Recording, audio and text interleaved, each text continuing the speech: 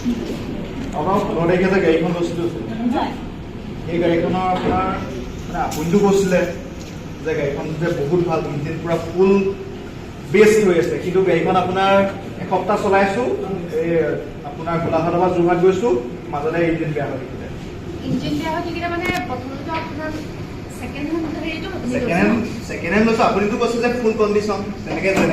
condition বুলি কৈছে তেনেকৈ আপোনাৰ পে'মেণ্টটো কৰিছোঁ তাৰপিছত এইটো অৱস্থা কেলৈ হ'বলগীয়া হ'ব আপুনি তেতিয়াই আহিব লাগিছিলে এতিয়া আহিব লাগিছিলে মানে বেছি দিন নাই হোৱা 15 দিনহে হৈছে নিয়া কি প্ৰব্লেম হৈছে এটা কাম কৰিব আপুনি আমাৰ কাম কৰিব নহয় কাম মানে মই যে সেই গোলাঘাটৰ পৰা যোৰহাটলৈ যাওঁতে ইম্পৰ্টেণ্ট কাম এটা আছিলে সেইটো কাৰণে যে দেৰি হ'ল টাইম ৱেষ্ট হ'ল সেইটো কি হ'ব আপুনি অকণমান ঠাণ্ডা হওক যিহেতু ঠাণ্ডাই হৈ গৈছে ঠিক আছে মই আগতকৈ বহুতেই ঠাণ্ডা হ'ল কেলে নহয় তুমি কেলে নহয় তুমি আহিছে অকমান ঠাণ্ডা হলে কথা ঠাণ্ডা হৈ কি হৈছে বা আপোনাৰ কি প্ৰব্লেম দিছে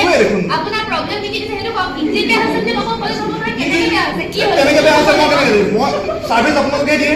মই কিহত বেয়া হৈছে সেইটো ক'ব লাগিব কিহত বেয়া হৈছে ইঞ্জিন বেয়া হৈছে এটা আপোনালোকে চাব লাগে প্ৰব্লেম কি ফেস হৈছে অৰ্ডিনাৰী ইঞ্জিন বাটত গৈ পেলাই ইঞ্জিন অফ থাকিলে মই কি জানো তো আপুনি আমাৰ